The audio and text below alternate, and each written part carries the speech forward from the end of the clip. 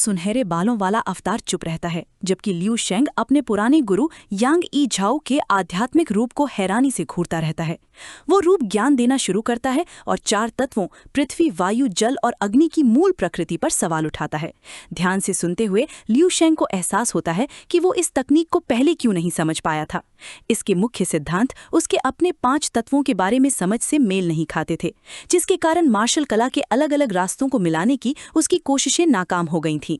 तेज लपटों से घिरा हुआ उसे गहरी समझ हासिल होती है। वो समझ जाता है कि 4 तत्वों और 5 तत्वों का मूल सार एक ही है। दोनों ही ब्रह्मांड की बुनियादी नींव का काम करते हैं। जैसे ही उसके चारों ओर पृथ्वी, वायु, जल और अग्नि के प्रतीक दिखाई देते हैं, वो उनके आपसी तालमेल को देखता है और ये समझता है कि वे असल में एक दूसरे के विरोधी नहीं हैं। इस समझ से मिली शक्ति के साथ लियू शेंग हवा में तैरने लगता है और उसके शरीर से अग्नि ऊर्जा का एक जबरदस्त तूफान फूट पड़ता है। अपनी शक्ति पर विचार करते हुए उसे एहसास होता है कि 5 तत्वों का उसका पिछला इस्तेमाल उसके गुरु के संतुलित तरीके के मुकाबले कहीं ज्यादा उग्र था। वो ये जान जाता है कि 5 तत्वों पर उसकी अपनी प्रणाली, जिसमें सृजन और नियंत्रण का एक चक्र चलता है, असल में 4 तत्वों की ही एक ज्यादा विकसित और उन्नत अवस्था है। आखिरकार वो समझ जाता है कि इसी गहरे जुड़ाव की वजह से उसके गुरु की पिछली शिक्षाओं के दौरान वो 17वें स्तर के लोक की एक झलक देख पाया था। इस विशाल मार्शल ज्ञान को पूरी तरह से आत्मसात करने के लिए लियू शेंग हवा में पालथी मारकर बैठ जाता है और गहरी समाधि में लीन हो जाता है। तत्व ऊर्जा का एक घूमता हुआ भंवर उसे पूरी तरह से अपनी चपेट में ले लेता है। 5 तत्वों के नियम बड़ी सहजता से उसके अस्तित्व में समा जाती हैं और यांग ई झाओ की विरासत की वजह से उसके भीतर एक शक्तिशाली रूपांतरण की प्रक्रिया शुरू हो जाती है। कुछ ही देर में एक चमकता हुआ सुनहरा गोला चटक जाता है। लियू शेंग घबराकर नीचे की ओर देखता है और उसे एहसास होता है कि उसका अमर दाव का सुनहरा मूल केंद्र अचानक ही टूट गया है।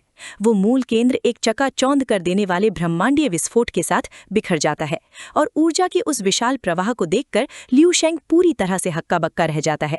जैसे ही वो तेज रोशनी शांत होती है, लियू शेंग घूमती हुई तारों की धूल के बीच शांति से बैठा रहता है। वो ये देखकर हैरान रह जाता है कि उसके मूल केंद्र के नष्ट होने से उसके अपने ही भीतर एक सूक्ष्म ब्रह्मांड का जन्म हुआ है। इस दृश्य को देखते हुए वो गौर करता है कि उसके भीतर का ये ब्रह्मांड लगातार फैलता ही जा रहा है। वो सोचता है कि क्या उसका दान तेन भी समय के साथ एक असीम और विशाल ब्रह्मांड का रूप ले लेगा। उसकी चिंता जल्द ही एक गहरी जिज्ञासा में बदल जाती है। वो सोचता है कि अंतरिक्ष की बुनियादी शक्ति इस नए आंतरिक दायरे के भीतर स्वाभाविक रूप से कैसे उत्पन्न होती है। एक एहसास होता है। वो अपना हाथ ऊपर उठाता है और जैसे ही उसे ब्रह्मांड से एक गहरा नया जुड़ाव महसूस होता है, वो सहजता से अंतरिक्षीय ऊर्जा का एक घूमता हुआ भंवर बना लेता है। अपनी उंगलियों के पोरों से अंतरिक्षीय शक्तियों का उपयोग करते हुए वो ऊर्जा को बाहर की ओर फेंकता है और ठीक अपने सामने एक विशाल अंतरिक्षीय दरार खोल देता है। केवल एक विचार से लियू शेंग अपने भौतिक शरीर को उस पोर्टल में सहजता से मिला देता है। एक पल बाद वो दूसरे स्तर से बाहर निकलता है और अपने मूल स्थान से कई प्रकाश वर्ष दूर तारों से भरे शून्य में फिर से प्रकट होता है। वो अपने नए परिवेश को अविश्वास भरी नजरों से देखता है और इस बात से रोमांचित है कि उसका महत्वाकांक्षी सिद्धांत वास्तव में काम कर गया। अंतरिक्षीय ऊर्जा का एक घेरा बनाते हुए वो अपनी इस उपलब्धि पर विचार करता है। उसे एहसास होता है कि टेलीपोर्ट करने के लिए उसे बाहरी ब्रह्मांड पर निर्भर नहीं रहना पड़ा, बल्कि उसने अंतरिक्ष के नियमों पर अपनी खुद की महारत का उपयोग किया। पूर्ण आत्मविश्वास से मुस्कुराते हुए वो इस निष्कर्ष पर पहुंचता है कि उसने केवल अपने शरीर और अपनी शक्ति का उपयोग करके सफलतापूर्वक एक स्पेशल जंप या अंतरिक्षीय छलांग लगाई है। अपनी नई क्षमता की सीमाओं को परखते हुए लियू शेंग एक अंतरिक्षीय भंवर बनाता है। वो गौर करता है कि उसकी पहली छलांग उसकी अधिकतम सीमा के आसपास भी नहीं थी और वो और अधिक कठिन प्रशिक्षण लेने का निर्णय लेता है। उस शून्य में कई पोर्टल खोलते हुए उसे एहसास होता है कि इससे उसे कितना जबरदस्त स्ट्रैटेजिक लाभ मिलता है। वो जानता है कि युद्ध के दौरान तेजी से टेलीपोर्ट करने की क्षमता के कारण कोई भी विरोधी उसकी गति का मुकाबला नहीं कर सकता, ना ही उसे पकड़ सकता है। एक संतुष्ट मुस्कान के साथ उसे एहसास होता है कि स्पेस पर उसकी महारत का मतलब है कि अब उसे आसपास के तारकीय क्षेत्रों में यात्रा करने के लिए स्पेसक्राफ्ट्स पर निर्भर नहीं रहना पड़ेगा। अपने स्वप्न लोक के भीतर लियू शेंग खुशी खुशी अनगिनत पोर्टलों के अंदर बाहर गोते लगाता है। टेलीपोर्ट करने का ये निरंतर प्रयास स्पेस के नियमों पर उसकी दक्षता को आसमान की ऊंचाइयों तक पहुंचा देता है। कई महीने बिना किसी विशेष घटना के बीत जाते हैं। वास्तविक दुनिया में लौटकर लियू शेंग स्टार स्पिरिट फ्लावर नामक यान पर बने अपने केबिल में अपने बिस्तर पर चुपचाप बैठा है। वो खड़ा होता है और विशाल ब्रह्मांड की ओर निहारता है। जैसे ही वो इस बात पर विचार करता है कि इतना समय बीत जाने के बाद भी उसकी साधना अभी भी 12वें स्तर पर ही अटकी हुई है, उसके चेहरे पर गंभीरता छा जाती है। वो खुद से सवाल करता है कि क्या उसके पास अपने लक्ष्यों को प्राप्त करने के लिए पर्याप्त समय है, और अंत में वो इस निष्कर्ष पर पहुंचता है कि उसकी वर्तमान गति लक्ष्यों को पाने के लिए बिल्कुल भी पर्याप्त नहीं है। स्थानिक ऊर्जा की एक चिंगारी जगाते हुए वो पिछले 4 महीनों के बारे में सोचता है।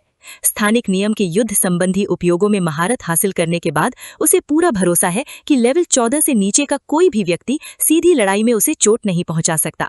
हालांकि लेवल 14 या उससे ऊपर के विरोधियों के मामले में उसका आत्मविश्वास डगमगा जाता है, क्योंकि उसका सामना कभी भी उस स्तर के किसी असली विशेषज्ञ से नहीं हुआ है। उसे अपने स्वप्न लोक में लेवल 14 के ज़ॉम्बीज के साथ हुई लड़ाइयां याद आती हैं। वो गौर करता है कि उनकी कमजोर हो चुकी ताकत उन्हें शक्ति के विश्वसनीय मापदंड के तौर पर बेकार बना देती है।